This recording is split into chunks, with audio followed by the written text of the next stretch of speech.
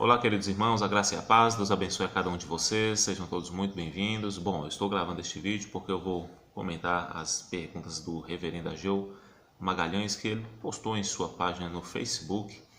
E diante dessas 70 perguntas, ele abre aspas dizendo o básico do básico sobre essas questões, mas esse básico do básico, meus irmãos, é algo extremamente difícil para muitos irmãos. Por quê? Eu digo isso com muita tristeza.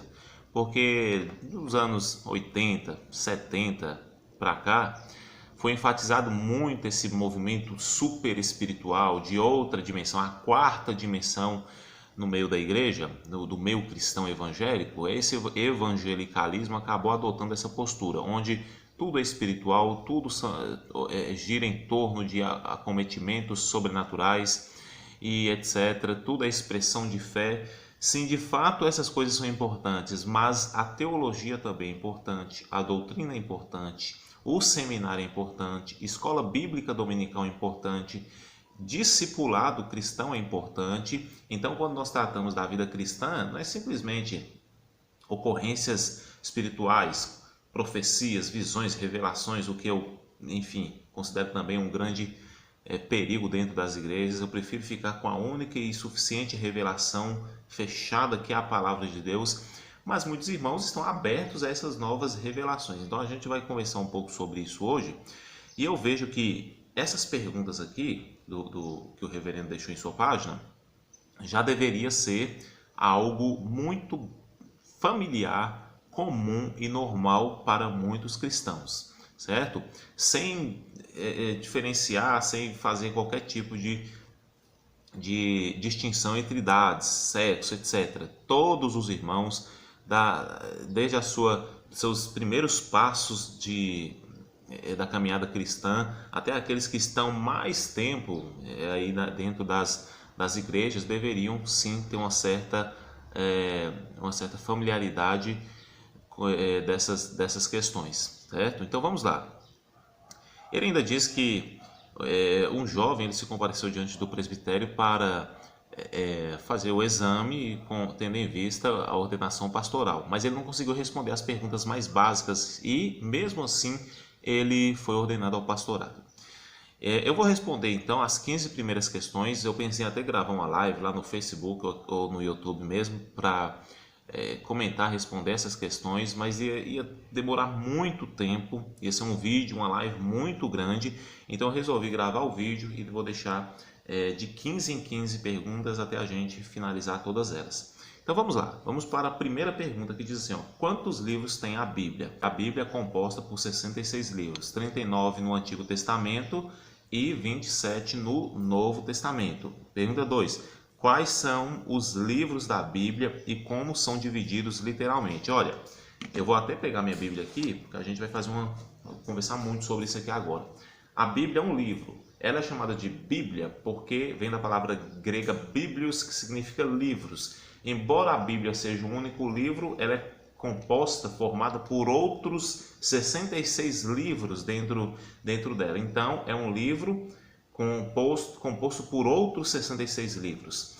Este livro ele é dividido em duas partes, Antigo e Novo Testamento. O Antigo Testamento e o Novo Testamento têm seções, isso é chamado de estrutura bíblica. Essa estrutura bíblica apresenta seções, tanto o Antigo Testamento quanto o Novo Testamento possui 5 seções. As seções do Antigo Testamento é formada pela lei, pelos livros históricos, começando por Josué, Juízes, Ruth, primeira e segunda Samuel, primeira e segunda Reis, primeira e segunda Crônicas, Esdras, Neemias, Esté. Nós temos os livros poéticos, Jó até Cântares de Salomão. Nós temos os livros dos profetas maiores e nós temos os livros dos profetas menores. 5 seções: lei, históricos, poéticos, profetas maiores e profetas menores. O Novo Testamento também são divididos em 5 seções, começando pelos evangelhos, pelo único livro histórico do Novo Testamento, que são as ações ou os atos dos apóstolos. Nós temos as cartas paulinas e nós temos as cartas gerais, mas temos ali Hebreus. Muitos consideram Hebreus como uma carta paulina, então algumas divisões dessa estrutura a carta aos Hebreus vai estar juntamente com as cartas paulinas, mas normalmente aceito como uma carta geral. Então começa em Hebreus e termina em Judas, e nós temos o livro da Revelação, que é o livro do Apocalipse. Então, o Novo Testamento é dividido em 5 seções: Evangelho, o livro histórico, as cartas paulinas, as cartas gerais e o livro da Revelação. Então é dessa forma que é dividida a palavra de Deus. Dentro desses livros também tem divisões, que são formadas por capítulos e versículos. Pergunta número 3. Cerca de quantos homens foram inspirados por Deus para escrever a Bíblia? Não somente quantos homens, mas também o tempo. Foi entre um período de 1500 a 1600 anos. Deus ele inspirou cerca de 40 ou 46, de 40 a 46 homens para escrever a Bíblia Sagrada. Pergunta número 4. Fale sobre algumas características da inspiração bíblica. Meus irmãos, quando nós falamos que a Bíblia Sagrada é a nossa única e suficiente regra de fé e prática, não é por acaso, é porque ela tem algumas particularidades que um livro comum, eu posso pegar esse livro aqui, olha, que um livro comum ele não possui. Esse livro comum, ele foi escrito por alguém que teve uma ideia ou que se relatou algum acontecimento, mesmo que real, nós não podemos colocá-lo no mesmo nível, na mesma ordem, no mesmo patamar que a Bíblia Sagrada, justamente por conta de algumas particularidades, de alguns detalhes, enfim, infinitos que as Escrituras Sagradas elas apresentam. Primeiro, eu vou citar 3. A Bíblia Sagrada, a pergunta que diz, algumas características da inspiração da Bíblia Sagrada. Ela é inerrante. E por incrível que pareça, eu estou aqui com algumas anotações, o esboço do último sermão que eu expus na igreja, que falando justamente sobre a Bíblia Sagrada como nossa autoridade máxima. Então, a primeira característica, ela é inerrante. As Escrituras Sagradas, ela não apresenta nenhuma contradição, nenhuma divergência consigo mesmo, e tudo aquilo que ela diz é certeza vinda da parte de Deus. Segundo, ela é infalível. Quando o Senhor Jesus Cristo diz que de fato nenhum tio e nenhum jota se omitirá da lei até que tudo se cumpra, ou quando ele disse em João 10 que a lei de forma nenhuma pode ser quebrada, é que de fato ela é infalível. Tudo aquilo que ela promete, as suas profecias, as suas palavras, vão se cumprir da forma exata como foi predita pelo próprio Deus através de seus santos profetas e apóstolos. E também a palavra de Deus, ela é inspirada pelo próprio Deus. O apóstolo Pedro diz que a profecia de forma nenhuma vem de particular interpretação, mas homens santos falaram inspirados pelo Espírito Santo de Deus. Então, quando Moisés, Noé, Davi, Josué, os juízes, todos eles agiram e os autores escreveram, é porque o Espírito de Deus estava trabalhando por trás de tudo isso para que esse livro santo chegasse em nossas mãos. Quinta pergunta, fale sobre a formação do cânon bíblico do Antigo Testamento e do Novo Testamento. Primeiro, o cânon bíblico, essa palavra cânon, ela vem do grego, que significa régua, ou então vara de medir. Lá em Apocalipse, por exemplo, no capítulo 11, João recebe um cânon, uma vara de medir, para medir o templo, os adoradores e deixar de fora o pátio dos gentios. Aí da palavra cânon, aí vem a palavra caniço, vem a palavra cana. Essa cana de medir, aplicada às escrituras sagradas, ela foi, esse sistema foi desenvolvido, esse trabalho foi projetado para justamente medir, colocar uma medida, uma regra, uma norma para diferenciar e distinguir aqueles livros que de fato foram ou não inspirados por Deus. Então a igreja ela tem uma tradição. Olha, os livros canônicos são aqueles livros que uma comunidade ou um grupo, no caso nós cristãos, aceitamos como inspirados por Deus. E a Bíblia Sagrada, ela passou por um processo onde de fato homens que Deus, o próprio Deus escolheu para fazer essa separação, fazer essa escolha dos livros ou essa medida, o cânon, para estarem aqui dentro da Bíblia Sagrada. Então, os livros que aqui estão são considerados livros fechados. Por quê? Porque aqui a revelação já foi encerrada. Então, nós não podemos distorcer o que está escrito ou acrescentar outras coisas que achamos convenientes dentro das Escrituras. Então, essa é basicamente a questão da canonização do Antigo e do Novo Testamento. A formação do cânon bíblico se deu basicamente por conta do trabalho que os homens escolhidos por Deus tiveram para colocar dentro da Bíblia Sagrada, das Escrituras Sagradas, aqueles livros que realmente foram inspirados por Deus. Pergunta número 6. Fale sobre os livros apócrifos. A palavra apócrifos significa oculto ou escondido. E o maior exemplo que nós temos é no período intertestamentário, interbíblico, ali onde de Malaquias até Mateus, onde nenhum profeta de fato falou inspirado por Deus. Teve muitas escrituras, mas nenhuma dessas escrituras naquele tempo foram de fato consideradas inspiradas por Deus. Nós temos outros livros, livro de Enoque, Ascensão de Moisés, se eu não me engano, Apocalipse de Isaías, nós temos o Evangelho de Pedro, o Proto-Evangelho de Tiago. Então nós temos muitos livros que são escrituras, tem algum valor social, algum valor cultural, alguma importância. Temos que entender que esses livros, de uma forma ou de outra, eles servirão para agregar conhecimento, mas não conhecimento no que diz respeito à vontade de Deus, principalmente para a nossa salvação, para a nossa santificação. Então, os livros apócrifos são livros escondidos, que não foram encerrados na revelação de Deus, certo? Como foi formada a Septuaginta? Essa palavra Septuaginta vem do latim Septuaginta, que significa 70. Então é a mesma coisa de você estar falando 70 em latim. E por que esse termo foi chamado de Septuaginta? Tem digamos, uma lenda, um rito, um mito que circula em torno desse trabalho, porque muitos entendem que 6 sábios judeus, 6 sábios de cada tribo de Israel, eles se reuniram e fizeram a tradução do hebraico em 72 dias. Então, 12 tribos de Israel vezes os 6 judeus de cada tribo são 72. A Septuaginta, ela foi, segundo essa história, ela foi consumada, realizada em 72 dias, justamente o número exato da soma aí dos 6 judeus de cada uma das 12 tribos de Israel.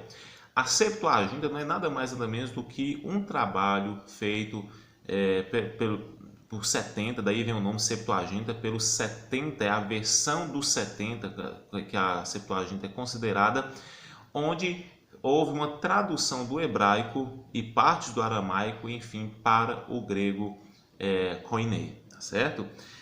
Amando de Ptolomeu, e a gente já entra em outra história, Alexandria, etc., que também foi uma grande escola. A gente vai, no decorrer da resposta das perguntas, a gente vai conversar sobre isso. Vamos ver. Fale sobre quem foi João Ferreira de Almeida. João Ferreira de Almeida foi um cristão protestante, se converteu ao cristianismo, à fé do Senhor Jesus Cristo, por volta dos seus 14, 15 anos de idade, e ele foi basicamente o primeiro a traduzir a Bíblia para o português. Ele era de confissão de fé reformada, ele era um cristão calvinista. Então, assim, eu acho até irônico muitos irmãos aí pentecostais ou de outras denominações rejeitarem tanto o calvinismo, a fé reformada, mas o que eles mais utilizam é a Bíblia Sagrada, justamente escrita ou traduzida, melhor dizendo, por um irmão calvinista. Vamos lá. João Ferreira de Almeida, pergunta número 9. Fale sobre os 3 mandatos criacionais. Gente, mandato. O que é mandato? Regra, norma, observações. Ok. Criacionais. Leva a gente para onde? Para o Gênesis, falando da criação. Esses 3 mandatos criacionais, eles são tidos como aqueles, digamos, mandamentos invisíveis lá na criação. É o que Deus ordenou, deixou estabelecido como regra lá no dia da criação. Daí entende-se por mandatos criacionais. E ali nós enxergamos 3 mandatos criacionais claros, abertos. O primeiro é o mandato cultural, onde Deus ele diz, olha, sejam férteis e fecundos, multiplicai sobre a terra, etc. Ali Deus estava dando ao homem uma ordem de formar uma cultura, civilizações, instituições, etc., para o homem se multiplicar e começar, enfim, povoar a terra, desenvolvendo culturas e diversas adaptações em diversos ambientes. Então, o primeiro mandato é o cultural, o segundo é o mandato social. Aí nós já pulamos para a criação da mulher, lá em Gênesis capítulo 2. Esse mandato social é quando Deus ele vê que o homem ele é ruim para ele viver só, então ele precisa viver em um meio social, precisa viver em uma instituição, precisa viver em uma sociedade. Então ele cria o quê? A família. Daí nós entendemos que a família é o principal pilar da sociedade, porque para haver sociedade, Deus criou a família. Então o segundo mandato é o mandato social. E o terceiro mandato é o espiritual. Lá em Gênesis 2, do versículo 1 até o versículo 4 praticamente, nós vemos Deus finalizando toda a sua obra, descansando no 7º dia e enfim santificando, abençoando o 7º dia e dando esse exemplo também de santificação para o homem. E ali nós entendemos que Deus estabelece os meios para o homem buscá-lo, manter a comunhão viva, a fé ativa com ele por meio do mandato espiritual, certo? Vamos ver aqui a próxima, pulei aqui, pergunta número 10, quais são as tribos de Israel? Vamos lá, Rubem, Simeão, Judá, Zebulon, Issacar, Asser, Naftali, Efraim, Manassés, Gade, Levi e Benjamim. Pergunta de número 11. Quais foram os 12 apóstolos que Cristo escolheu? Mateus, Pedro, André, Tiago, João, Filipe, Bartolomeu, Mateus, Tomé, Judas Iscariote e Simão Zelote. Ok? Vamos lá. Pergunta número 13. Quais são os principais períodos da história de Israel? Quando nós falamos dos principais períodos da história de Israel, nós temos que ir aonde? Será que nós temos que ir na primeira seção do Antigo Testamento, que é a lei? Não, nós temos que ir nos livros históricos. Então, nesses livros históricos estão relatados os principais 3 períodos, os 3 principais períodos da história de Israel. O primeiro é o período dos juízes, o segundo, o período da monarquia, que é o Reino Unido, e operou principalmente no reinado de Davi e Salomão, e depois o reino dividido, o reino do sul, o reino do norte, e também o que ocasionou principalmente o drástico exílio babilônico. Então, mas os 3 são esses, o período dos juízes, o Reino Unido e o reino dividido. E pergunta número 14, o que são sinóticos e por que são chamados assim? A palavra sinótico, ela vem de 2 palavras gregas, sin, que significa junto, e ópsis, que significa ótica, algo que vê. Então, a palavra sinótico significa ver em conjunto, ver junto. Se você olhar, por exemplo, nos antigos DVDs, hoje quase ninguém usa mais DVD, mas nas capas dos DVDs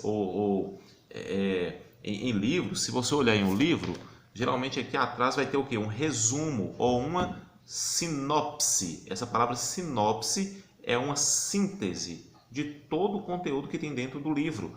Os evangelhos sinóticos, eles são aqueles que trazem todo o resumo, uma visão junta do ministério do Senhor Jesus Cristo. E por essa razão são chamados de sinóticos. Eles são Mateus, Marcos e Lucas. Somente nesses 3 evangelhos nós vemos 54% de concordância, 54 a 56% de concordância entre os 3. Será coincidência? Não, eles viveram em épocas diferentes, lugares diferentes, tiveram que pesquisar. Lucas nunca viu o Senhor Jesus Cristo, ele teve que ir atrás de testemunhos oculares. Então, assim, é só a obra do Deus Todo-Poderoso. Está até muito ligado à pergunta de número 4 sobre a característica da inspiração bíblica, Deus guiando os homens para escrever a sua sagrada escritura. E, por fim, quais são os símbolos de fé da Igreja Presbiteriana do Brasil? A Confissão de Fé de Westminster, o Catecismo Maior de Westminster e o Catecismo Breve de Westminster. Meus irmãos, se vocês gostaram, deixe aí o seu joinha, o seu like. Não se esqueça de compartilhar. No próximo vídeo vou subir as perguntas, as próximas 15 perguntas. E a gente vai aprendendo muito com essas questões aí que o reverendo Ageu Magalhães deixou na sua página do Facebook. Ok? Deus abençoe a todos. A paz.